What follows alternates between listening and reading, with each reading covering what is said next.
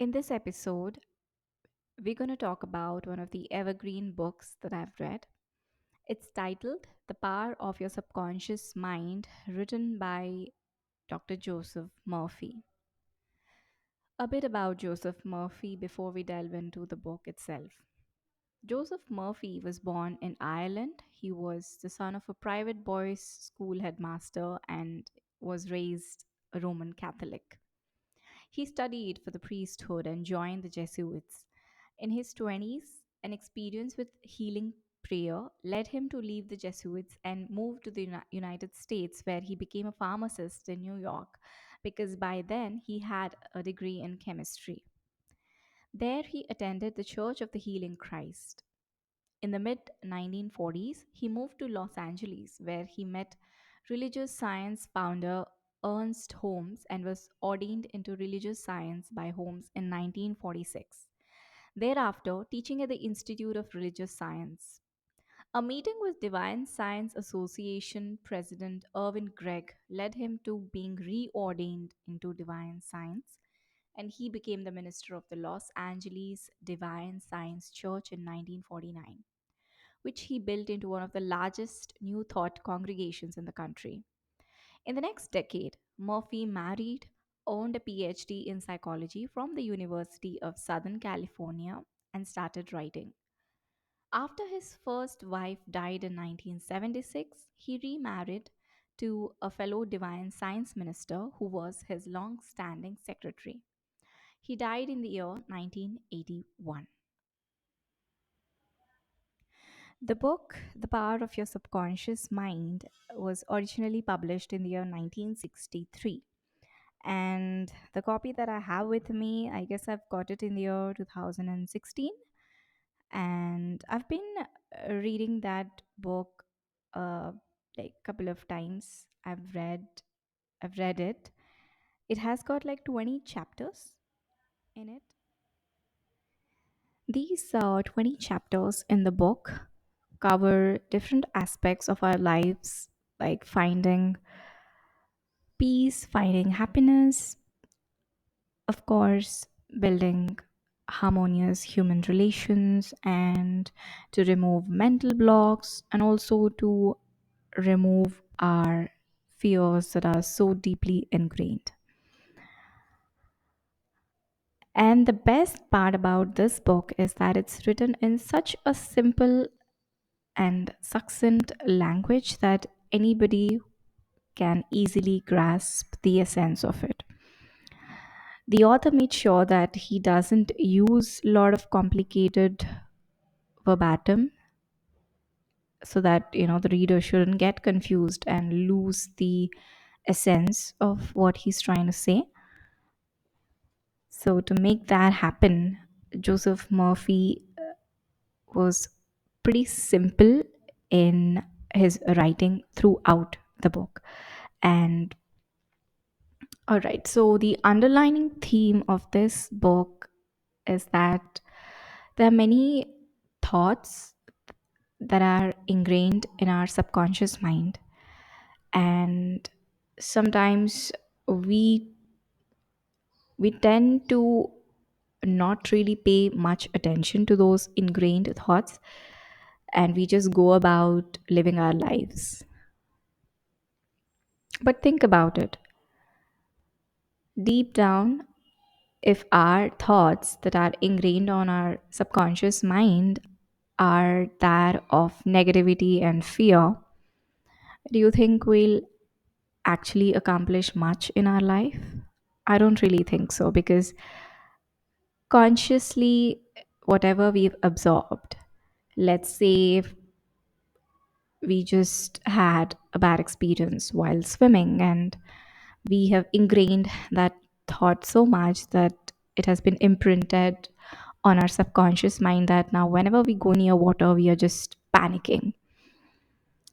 So such fears that are deep down in us, we need to consciously consciously stop those thoughts in tracks. We, like in the book, the author says that never end with a negative sentence or a negative thought. Like most of the times, we'll be talking to ourselves and we end up scolding ourselves and all of that, but never ever end a sentence on a negative note.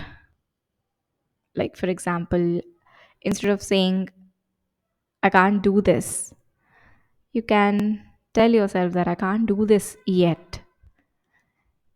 With some time and some perseverance, I'll be able to do it in the near future. So each and every thought has to be revisited for our own purpose. So most of it is like that of auto suggestions that are positive, which will help in fighting those deep down negative thoughts.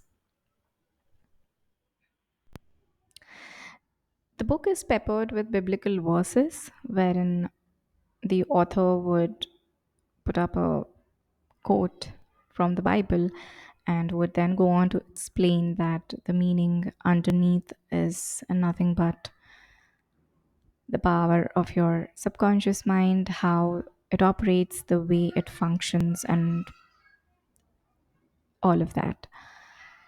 If you aren't really inclined towards religion, you can ignore this part. But apart from that, the other things that you can pick are pretty valuable, I would say. So please do give this book a shot.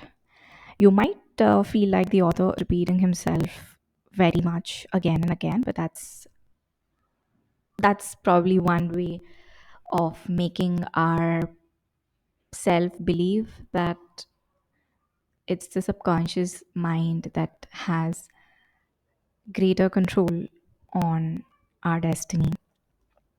Also, in the book, the author gives various examples of people who have experienced healing or who have experienced a problem that has been resolved in their life through the power of their own subconscious mind. And also, the author talks about the proper way to pray, which is very interesting because if you stress yourself a lot to achieve a particular result, it'll only take it away from you. And sometimes you will end up getting the opposite of what you've prayed for. And the entire explanation of it is given by this author pretty clearly in the book. All in all, I would say that since this has been written pretty long back, but the idea is still fresh, I would, you might feel like you are reading the book Secret again, but trust me, this one is much better than The Secret. The book Secret has got just affirmations throughout it, but this book gives a proper explanation behind those affirmations, and affirmations will work only when you work on yourself a little. That is by way of removing your negative thoughts and truly believing that you worth what you're praying for. So all those things are usually not really covered much in the book Secret. The power of your subconscious mind does an amazing job in covering all those doubts that you might get, and people can apply it in any aspect of their life. And I'm sure even if you fail at it initially, but slowly you would see that it kind of works. Let's look at it like this, like if you approach it in a scientific way, you would see that it's auto suggestion all along, and auto suggestions do work given that it has got some credibility to it. It's sometimes people just do a mere wishful thinking and they want instant results, which would definitely not work. You got to have some credibility. Even when you're visualizing, you have to visualize the steps before you visualize the exact result that you want. People usually would skip the steps, they would just visualize the result. And that's the difference between a proper visualization and the mere visual thinking. So, yeah, I hope you guys liked whatever I had to say about this book, and hopefully, you too get a copy of it. And even if you find it online for free, do read it. It's worth your time and energy. Until next time, take care.